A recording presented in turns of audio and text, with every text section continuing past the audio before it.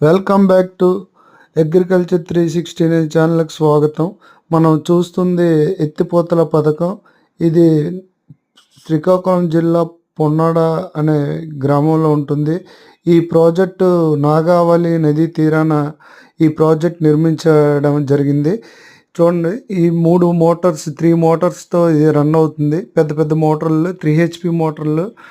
ఈ మోటార్ల వల్ల మనకి రైతులకు ఇలాంటి ప్రాజెక్టులు రబీ సీజన్లో, ఖరీఫ్ సీజన్లో ఎంతో ఉపయోగపడుతూ ఉంటాయి.